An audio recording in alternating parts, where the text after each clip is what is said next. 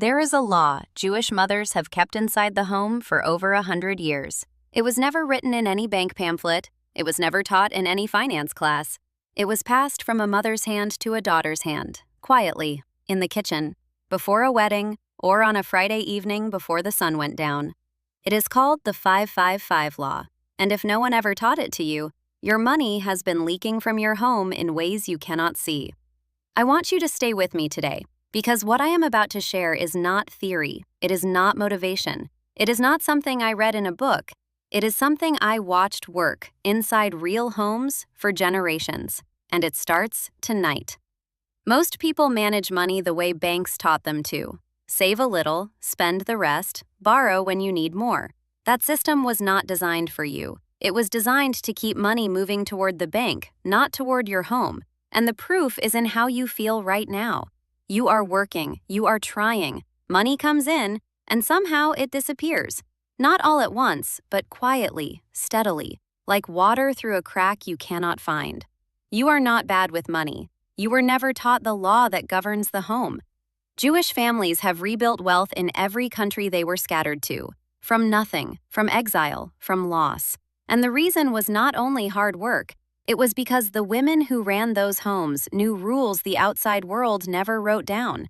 Rules about where money rests. Rules about what you say inside your walls. Rules about what you do on Friday before the sun sets. These rules were not decoration. They were architecture, the invisible structure that held the home together financially, week after week, year after year. On the night I married, my mother-in-law pressed a small folded card into my hand. I thought it was a blessing. I tucked it away without reading it carefully. It was only years later, sitting at my own kitchen table, that I unfolded it again and understood what it actually was. 3 rows, 5 items each. A map. Not a spiritual map, a household map. Instructions for how a woman positions money inside the home so that it stays, grows, and multiplies. I wish someone had sat me down at 22 and explained every line. I am sitting you down now. This is the 555 law, 3 groups of 5, and if you apply even one of them tonight, something in your home will shift. The first 5 are the 5 places money must never sleep. Money is not passive. It carries energy, and where it rests matters. Jewish mothers understood this the way they understood everything else about the home, through observation, through tradition, through watching what happened when the rules were followed and what happened when they were not. The first place money must never sleep is inside a drawer with broken things. A broken pen, a dead battery, a watch that no longer runs.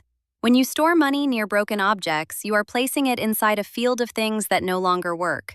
Your subconscious registers that every time you open the drawer. Move your money away from the broken. The second place money must never sleep is inside an empty wallet. An empty wallet is a signal. It tells your home and it tells your mind that there is nothing here. Even one bill, one coin, kept deliberately in a wallet you honor, changes the energy of that vessel. Your wallet should never be completely empty, and it should never be thrown on the floor like something unimportant. The third place money must never sleep is near the back door. The back door is an exit. Everything near it is in motion, leaving. Shoes, bags, things going out. Grandmothers would never leave a purse or wallet near the back of the home overnight. Money kept near exits tends to exit. Place your wallet near the front, near the center, near a place of arrival, not departure. The fourth place is a dark corner of the bedroom. Not the bedroom itself, but a forgotten corner, a pile, a shelf that never gets light. Money stored in darkness stays in darkness. Give your money a place that is clean, visible, intentional. A small dish, a dedicated drawer, a box you chose for the purpose. The act of choosing matters.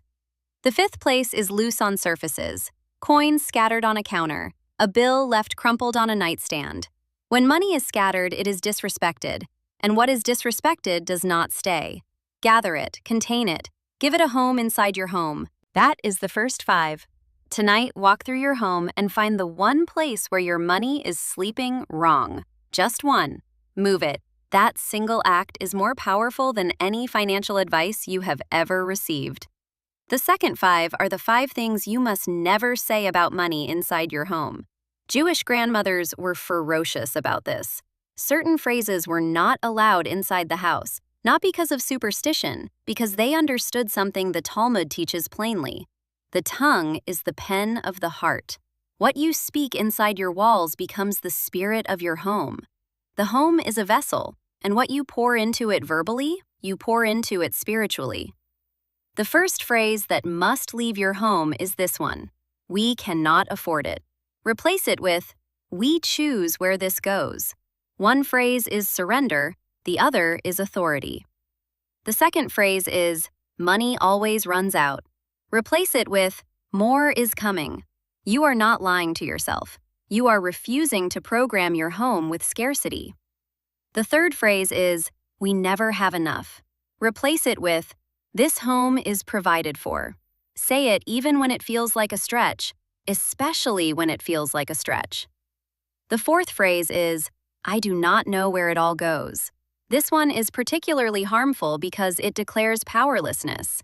Replace it with, I know exactly where my money goes. Even if that is not fully true yet, speak it as an intention. Intentions spoken in the home become habits lived in the home. The fifth phrase is the most common and the most damaging. Money is the root of all problems. This is a misquote, and it is a dangerous one. The original teaching is that the love of money above all else creates suffering. Money itself, in Jewish wisdom, is a tool for tzedakah, for provision, for peace in the home. When you call money a problem, you make it your enemy. Your home will agree with you. Replace it with, money is a tool, and this home uses it wisely. 5 phrases out, 5 phrases in. Write them down if you need to. Put them on your refrigerator. Say them in the kitchen where your home can hear you. The third 5 are the 5 Friday night actions that seal the week's wealth. Shabbat was never only rest. In every home I grew up watching, Friday evening was a weekly financial ritual dressed in the clothes of a holy day. The women who prepared the home on Friday were doing something far more than cooking and cleaning. They were closing the financial week with intention. They were sealing what came in and setting the vessel for what was coming next. The first action is to light the candles before anything else is addressed. Light before money. Always. The candles are not decoration. They are a signal that this home operates by a different order than the outside world. Provision first, then activity. The second action is to sweep toward the center of the home, never toward the door.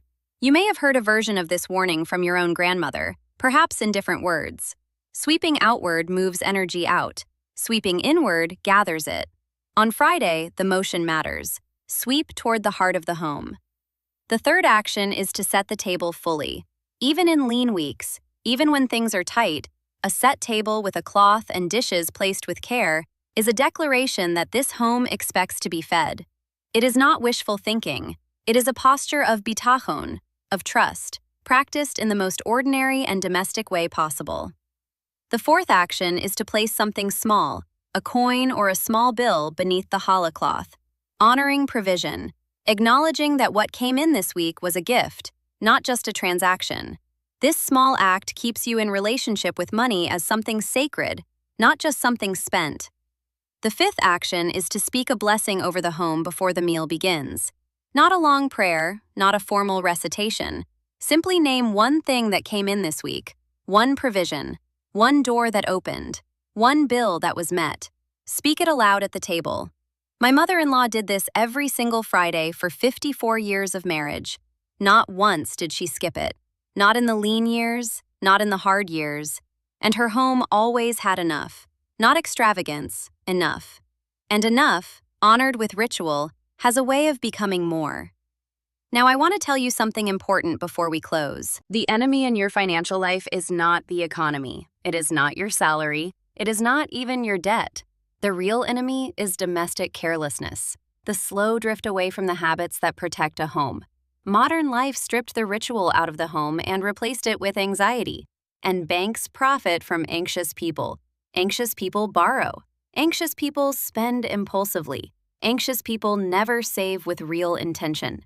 The 5-5-5 law is the antidote to that anxiety because it gives your home structure, rhythm, and dignity around money. It puts you, not the bank, back at the center of your household's financial energy. That is where you belong. That is where Jewish mothers always stood. Here's what I want you to do tonight. 3 things, 4 minutes total. First, move your wallet to a place of honor. Not a drawer, not the floor, not the back of the house. Somewhere central, somewhere clean, somewhere you chose deliberately. Second, remove one broken or dead object from the room where you keep your money. One. That is all. A dead plant, a broken item, something that no longer works. Remove it tonight. Third, say this aloud before you sleep. Say it in your kitchen or at your front door or wherever feels most like the heart of your home. Say, "This home is a vessel for abundance. What comes in is honored here." That is it. Simple, free, powerful. And now I want you to write something in the comments. Right now, before you scroll past. Write, "I keep the 555 law." Not, "I will try." Not, "This sounds interesting." Write it as a declaration, because the moment you claim it, it begins to work in you. If your grandmother never taught you this, I will.